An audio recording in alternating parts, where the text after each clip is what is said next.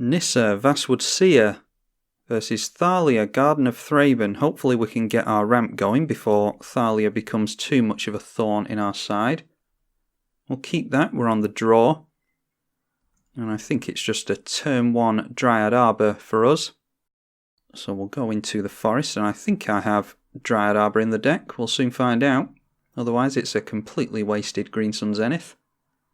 We certainly do. Green Sun Zenith searches for a green creature card with CMC X. And because Dryad Arbor is a creature with CMC 0, it's a land creature, that means that it's turn 1 ramp with Green Sun Zenith. Our opponent goes into their commander, Thalia. That is a 2-mana 2-1 with first strike. Non-creature spells cost a generic more to cast. Now, I don't really want to get down the mana crypt just yet. We'll go for Nissa, Vastwood Seer. And the mana crypt is actually going to cost 1 to get down anyway.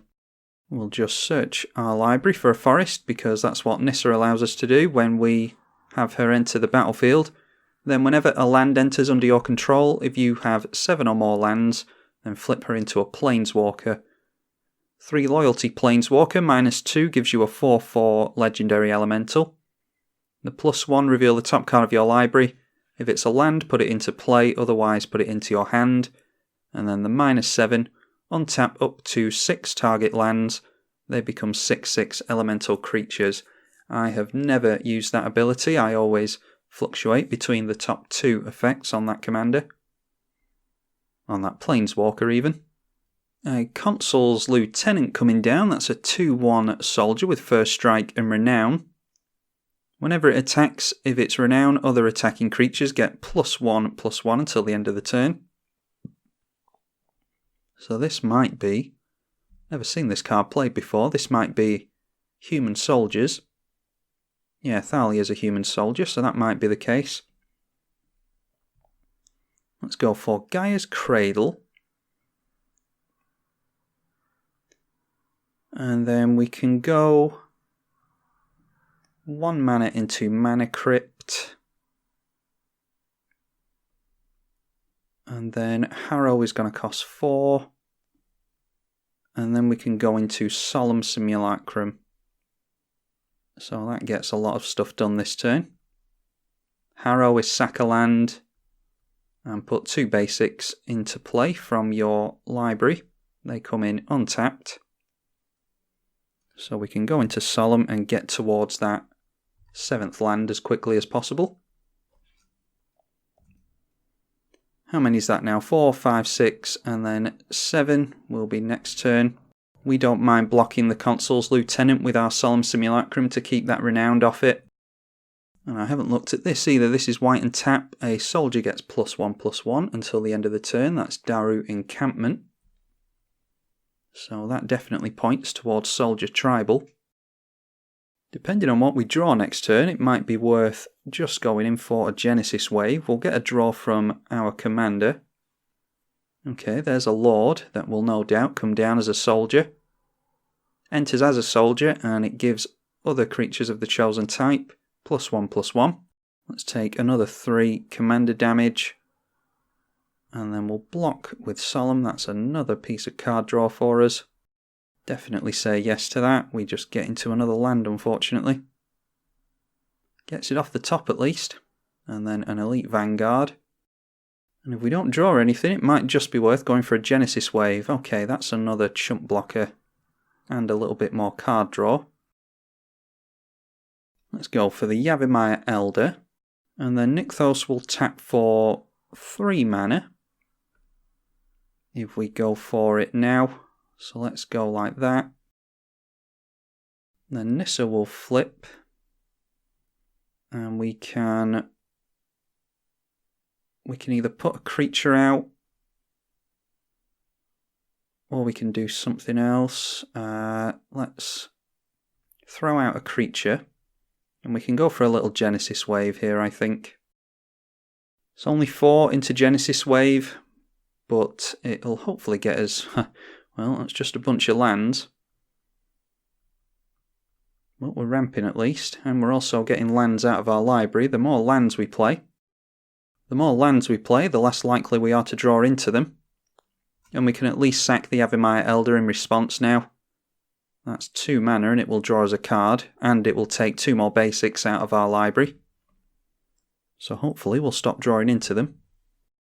Makes it difficult for them to swing in now thanks to the Ashaya, the Awoken World. That's a 4/4. They've only got 3 cards left in hand, and I think this is supposed to be a go wide, overwhelm your opponent with soldiers type deck. Oh, Metallic Mimic. That's not nothing.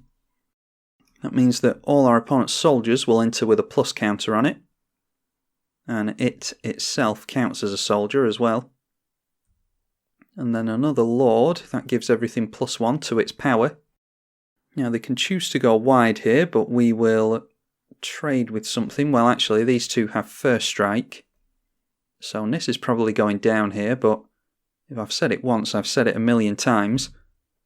Nissa Sage Animist pays for half of her command attacks when she enters by getting a land out of your library, so oftentimes we don't actually care if she dies.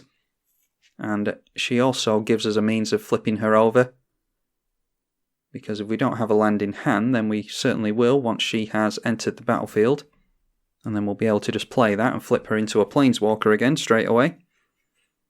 So we're not too worried about her being taken out here. But they're just going in at us anyway. Now I don't think I'm too worried about commander damage yet, so let's go for the Yavimaya Elder there. We're going to have to block this because we don't want it to be renowned.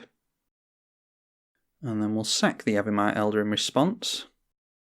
Still got plenty of basics to draw into, unfortunately, which is probably what's going to happen. Okay, Eternal Witness grabs a Genesis Wave back. And we go down to 21. And there we go, what did I tell you? But I bet we don't reveal one to put back into play with Nissa.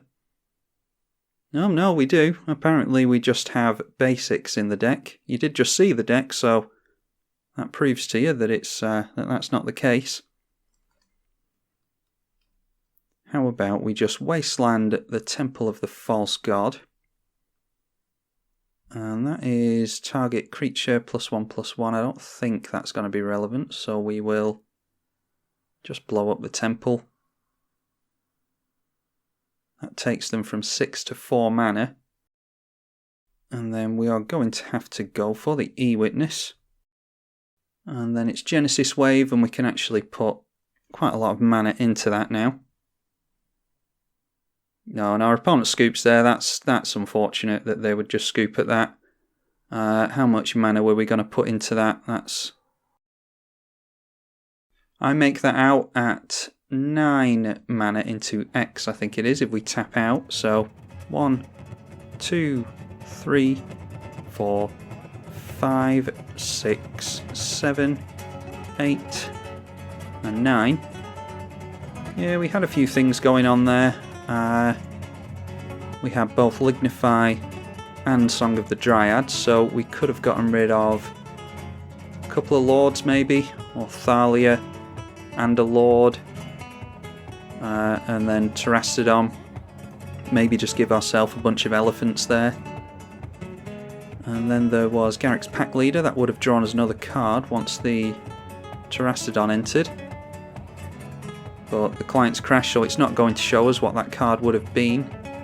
Yeah, I think we would have stabilised there, but it wasn't necessarily the end of the game. It looks like our opponent has to vomit their hand onto the board, turn everything sideways and win, otherwise they're not going to win with this deck. Fair strategy in some cases, but in our case here we managed to put up a bit of resistance and get into what we needed. So, hope you all enjoyed that. That was Nissa Vastwood Seer against Thalia, Garden of Thraben. I'm tribalkai on the EDH channel. Thank you for watching.